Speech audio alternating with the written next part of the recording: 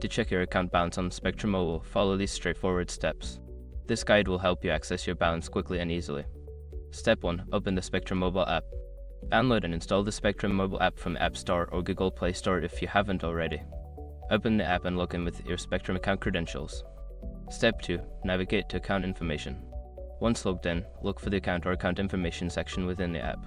This section typically contains all relevant details about your mobile account.